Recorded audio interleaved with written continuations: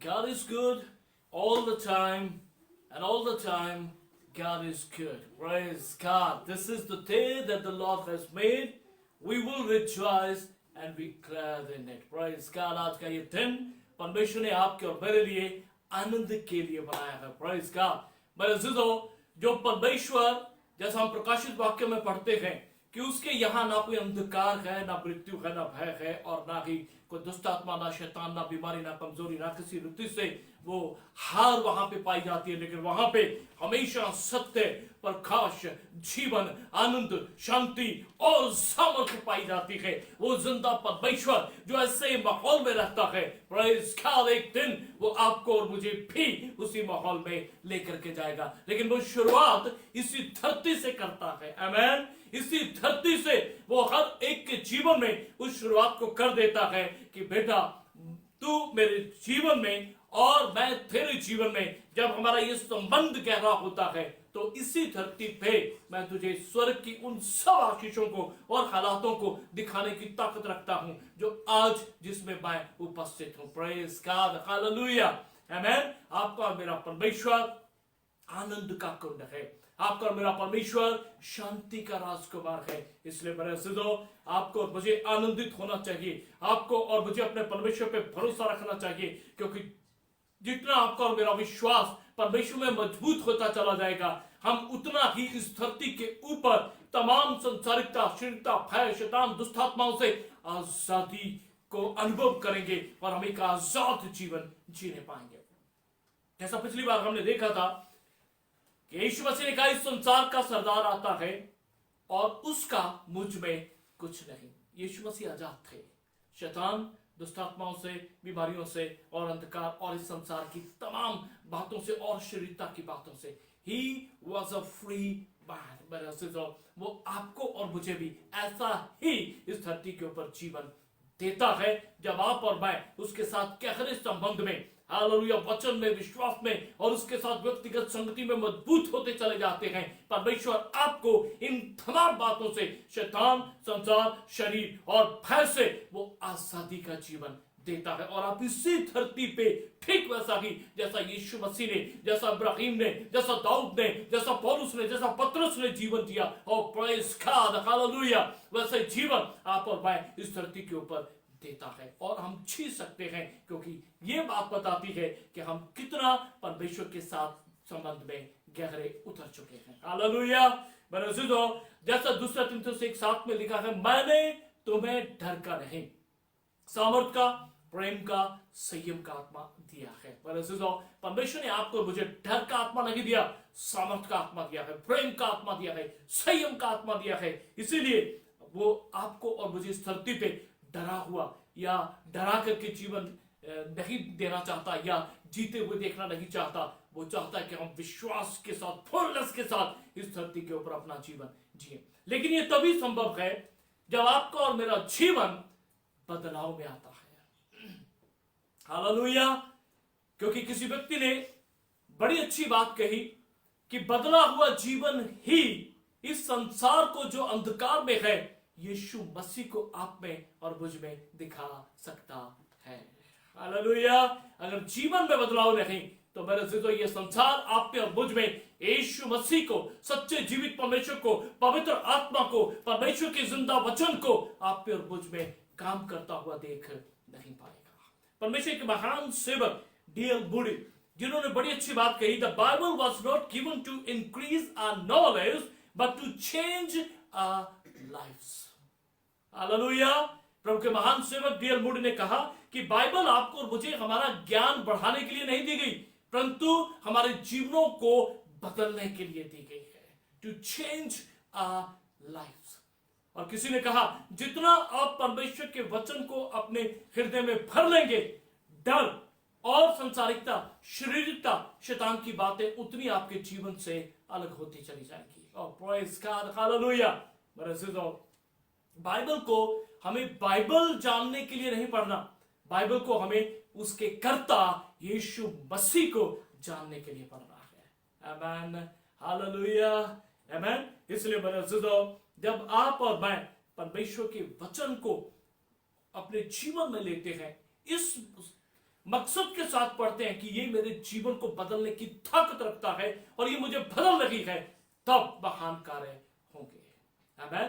किसी ने कहा यदि आप बाइबल को पढ़ेंगे तो वो आपको पाप से बचा के रखेगी, और अगर आप पाप में लिप्त रहेंगे तो वो आपको बाइबल पढ़ने नहीं देगा। ऐसे होने दीजिए कि हम बाइबल ही में बने रहें, क्योंकि ये जीवनों को बदलने की ताकत रखती है। Praise God। प्रभु यीशु ने स्वयं कहा, The words I have spoken to you, they are spirit and life। Amen।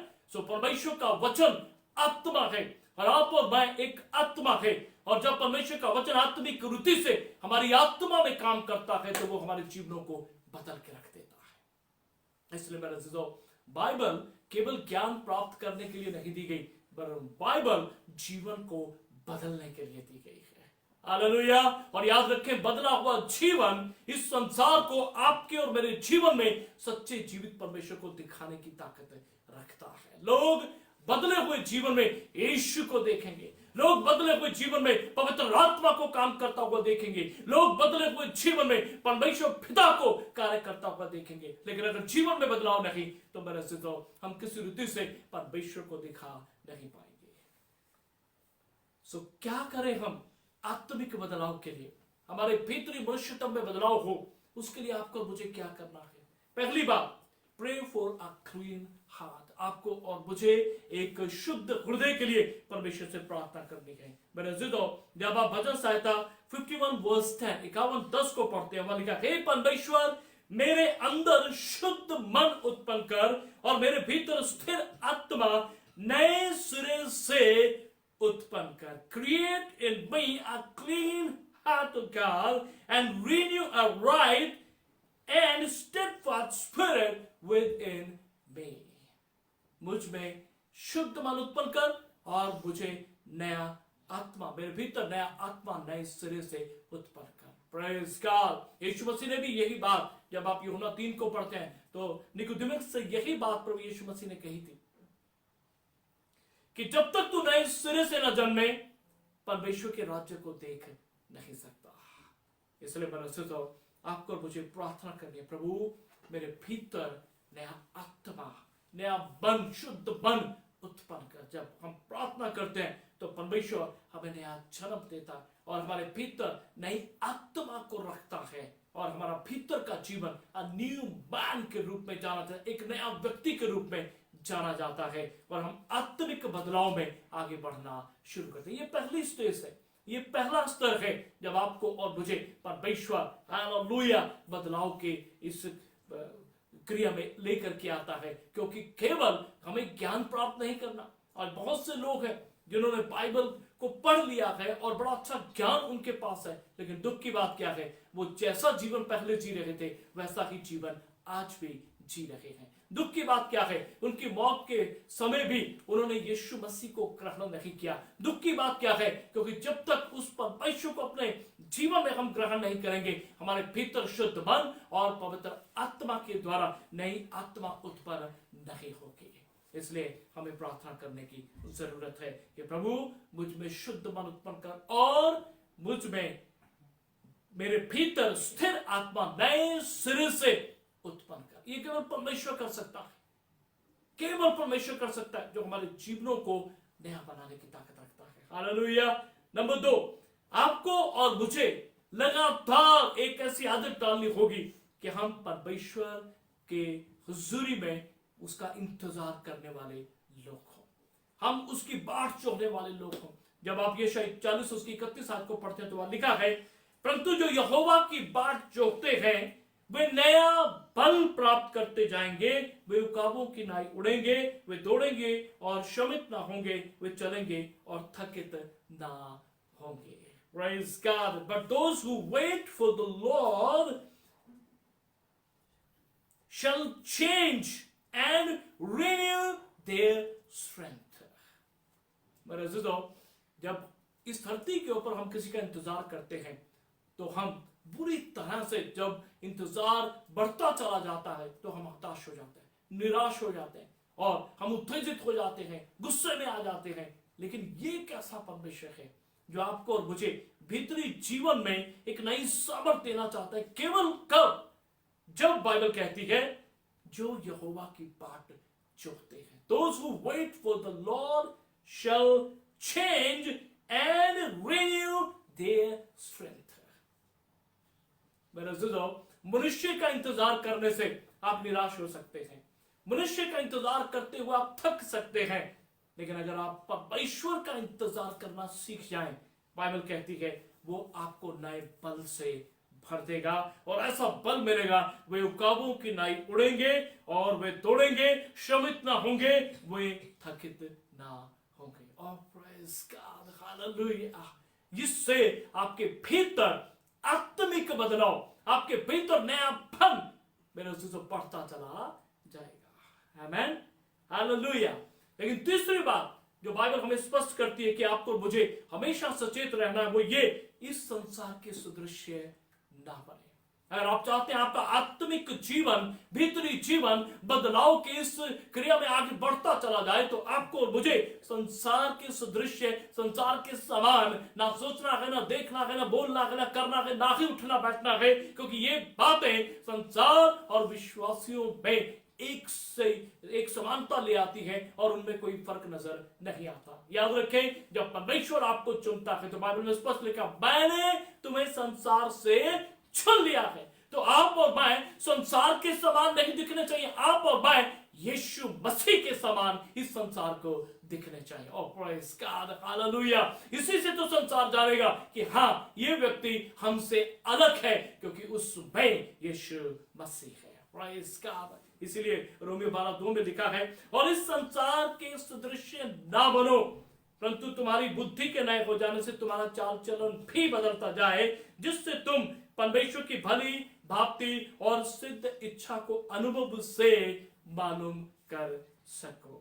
Praise God, hallelujah. अनुभव से मालूम करते रहो, इस संसार के सदृश्य ना बनो। मेरे दोस्तों, आज दुख की बात क्या है, जब मसीह लोग संसार में से निकाल लिए गए, लेकिन जब जीवन में बदलाव नहीं आता, तो वो संसार और मसीह लोग एक जैसे नजर आते हैं। जो संसार करता है वही मसीह लोग करते हैं, जो संसार के लोगों में पाया जाता है वही मसीह लोगों में पाया जाता है। मेरे अज़ीज़ों, तो ये मसीह नहीं है, बल्कि ये संसारिक मसीह है। इसमें बदलाव का काम अभी शुरू नहीं हुआ है। संसार शराब पीता है, संसार व्यभिचार करता है, संसार गंदी संगति में है, संसार गलत सोच रखता है, गलत शब्द बोलता है और गलत कार्य करता है। वही सब कुछ एक विश्वासी, एक मसीह भी जब करता है, तो इन दोनों में कोई फर्क नहीं है। क्या लिखा है? Do not be conform to this world. इस संसार के सदृश्य ना बनो, अर्थात जैसा संसार दिखता है वैसे ही मसीह लोग दिखने नहीं चाहिए। लेकिन आपकी आइडेंटिटी, आपका दिखना, आपका जो स्वभाव है, चरित्र है, जीवन है, वो संसार से बिल्कुल अलग होना चाहिए।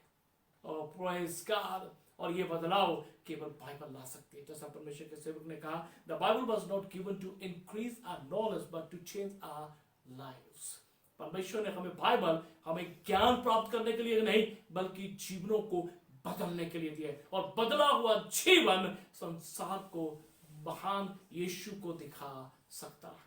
हालेलुया। इसलिए मेरे अज़ीज़ों, आपका उठना, बैठना, चलना, फिरना, बोलना, सोचना, करना वो संसार के समान नहीं, वो बाइबल के अनुसार होना चाहिए, यीशु मसीह के समान दिखना चाहिए। और प्रेज़ गॉड, जैसा आपने पिछले दिनों में देखा था कि जैसा यीशु मसीह है वैसा ही संसार में आप और मैं, हम हैं। आमेन, हालेलुया। सो क्या हमारा देखना, उठना, बोलना, जैसा भजन 1 में लिखा है कि धन्य है वे व्यक्ति जो दुष्टों की युक्ति पे नहीं चलता, ना पापियों के मार्ग में खड़ा होता और ना ठट्ठा करने वालों की मंडली में बैठता, परंतु वह तो यहोवा की व्यवस्था से प्रसन्न रहता है और दिन रात उस पे मनन करता रहता है। But his delight is in the law of the Lord and he meditates on it day and night. Praise God, hallelujah। जी हाँ, जब आप और मैं लगातार परमेश्वर के वचन पे मनन करते हैं, परमेश्वर का ये वचन आपको मुझे भीतर से बदलता चला जाता है और ये बदलाव हमें संसार से अलग कर देता है। और यही परमेश्वर आप और मुझ में देखना चाहता है। Hallelujah. Number 4, inner man is renewed day after day। और याद रखें ये प्रोसेस है, ये एक प्रक्रिया है। नयापन केवल ये नहीं कि आप किसी मीटिंग में गए और प्रभु का वचन सुना, प्रभु की उपस्थिति में आपका हृदय आनंद से भर गया और आपने बहुत सी बातों के लिए परमेश्वर के आगे कहा, प्रभु मैं अपने जीवन को नए सिरे से आपके हाथों में सौंप देता हूं, मैं इन्हें छोड़ता हूं, मैं एक नए जीवन की चाल चलूंगा। और उस मीटिंग के ठीक बाद 1 या 2 दिन के बाद फिर वही जीवन हम जीते हैं। ये बदलाव नहीं है। आपको और मुझे बाइबल स्पष्ट कहती है कि दिन प्रतिदिन ये बदलाव बढ़ता चला जाना चाहिए, होता चला जाना चाहिए। इसमें किस रीति से भी रुकावट नहीं आनी चाहिए। अगर आप 2 कुरिन्थियों 4:16 पढ़े तो वहां लिखा है, इसलिए हम हियाव नहीं छोड़ते, यद्यपि हमारा बाहरी मनुष्य तब नाश भी होता जाता है, तो भी हमारा भीतरी मनुष्य तब दिन प्रतिदिन नया होता जाता है। Praise God. Yet our inner self is being progressively renewed day after day. Hallelujah. क्या हम तैयार हैं? क्या हम इस प्रोसेस में हैं? क्या ऐसी प्रोग्रेस हमारे जीवन में प्रतिदिन होती है? Progressively renewed day after day. क्या आपका मेरा भीतर का जीवन, क्या आत्मिक और भीतर का जीवन प्रतिदिन नएपन की ओर बढ़ता चला जा रहा है? यदि नहीं, देयर इज समथिंग रॉन्ग, कहीं ना कहीं कुछ गड़बड़ है। मेरे से तो आपको और मुझे इस बात को प्रतिदिन चेक करने की जरूरत है। और कलुसियों 3:10 है, आपको और मुझे नए मनुष्य को पहन लेना है। और नए मनुष्यत्व को पहन लिया है, कलुसियों 3:10 में लिखा है, नए मनुष्यत्व को पहन लिया है जो अपने सृजनहार के स्वरूप के अनुसार ज्ञान प्राप्त करने के लिए नया बनता जाता है। हालेलुया, आमेन। सो जब हम नया जन्म प्राप्त करते हैं, हम नए मनुष्यत्व पहन लेते हैं जो अपने सृजनहार के स्वरूप के अनुसार ज्ञान प्राप्त करने के लिए नया बनता जाता है। मेरे से तो आपको और मुझे इस बदलाव को प्रतिदिन चेक करना है और यह बदलाव प्रतिदिन आपके और मेरे जीवन में बढ़ता जाए, क्योंकि बदला हुआ जीवन ही इस संसार को, यीशु को आपको और मुझ में दिखाने की ताकत रखता है। अगर जीवन बदला नहीं और आप और मैं और संसार के साथ एक समान दिखते हैं तो बड़े इसका अर्थ है हम झूठे मसीह हैं, क्योंकि हो नहीं सकता कि आपने यीशु को ग्रहण किया हो और आप में बदलाव ना हो। क्योंकि जहां पवित्र आत्मा काम करता है, जहां प्रतिदिन उसके साथ संगति करते हैं, जहां आप उसके वचन में लीन हैं, तो ये वचन जीवन को बदलने की ताकत रखता है। और ये दिन प्रतिदिन पवित्र आत्मा की मदद से आपको और मुझे बदलता चला जाता है। और ये बदलाव यीशु मसीह को इस संसार को दिखाएगा। Praise God. मेरे से तो छठी बात, by cleansing and renewing of the Holy Spirit, पवित्र आत्मा के द्वारा नया जन्म प्राप्त करने के द्वारा और नया बनाने के द्वारा मेरे से तो हम आत्मिक बदलाव में बढ़ते चले जाते हैं। तीतुस 3:5 में लिखा है, तो उसने हमारा उद्धार किया और ये धर्म के कामों के कारण नहीं जो हमने आप किए, पर अपनी दया के अनुसार नए जन्म के स्नान और पवित्र आत्मा के हमें नया बनाने के द्वारा हुआ। Praise God, hallelujah. सो पवित्र आत्मा वो महान परमेश्वर है जिसके द्वारा परमेश्वर आपको और मुझे नया बनाता है। हालेलुया। और अगर हमारा जीवन नया नहीं बन रहा तो इसका अर्थ है कहीं ना कहीं गड़बड़ है। आज मसीह लोगों में बदलाव बहुत जरूरी है, क्योंकि बदला हुआ जीवन, बदला हुआ परिवार, बदली हुई मैरिड लाइफ, बदला हुआ आपका जॉब, बिजनेस और सेवकाई मेरे से इस संसार को ब्लेस कर सकता है और यीशु मसीह को आपके जीवन में, आपकी मैरिड लाइफ में, आपकी फैमिली लाइफ में दिखाने की ताकत रखता है। हालेलुया। इसी प्रभु के महान सेवक टी.एल. मूडी, जिन्होंने कहा, if I wanted to find out whether a man was a Christian, if I wanted to find out whether a man was a Christian, I wouldn't go to his minister. प्रभु के सेवक ने कहा कि यदि मैं ये जानने के लिए कोशिश करूं कि ये व्यक्ति मसीह था, तो मैं उसके लिए उसके पास्टर के पास नहीं जाऊंगा। I wouldn't go to his minister, कि ये व्यक्ति मसीह है या नहीं उसको जानने के लिए मैं उसके पास्टर के पास नहीं जाऊंगा। क्या लिखा है? I would go and ask his wife, मैं उसकी पत्नी के पास जाके उसके बारे में पूछूंगा। क्या लिखा है? We need more Christians life at home. आपको और मुझे मसीह जीवन बाहर नहीं, आपको और मुझे मसीह जीवन घर के भीतर, और सबसे मैं कहूंगा अधिक अपनी पत्नी के साथ जीने की जरूरत है। I would go and ask his wife, we need more Christian life at home. Listen carefully, इसको बड़े ध्यान से सुने please. If a man doesn't treat his wife right, I don't want to hear him talk about Christianity.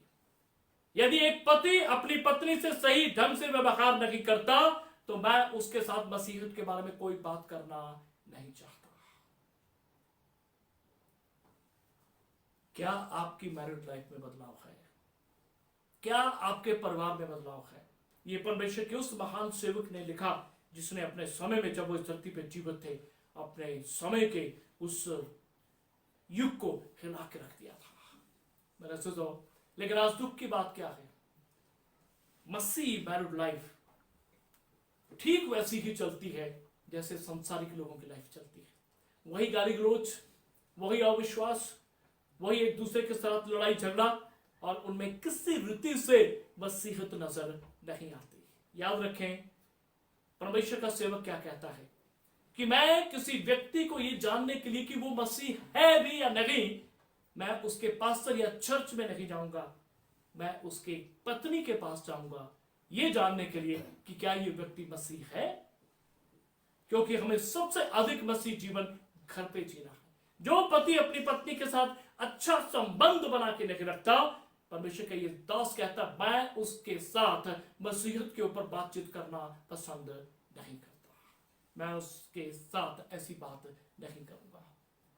वैसे तो मसीह जीवन सबसे पहले व्यक्तिगत तौर से बदलना, आपको मुझे व्यक्तिगत तौर से बदलना है।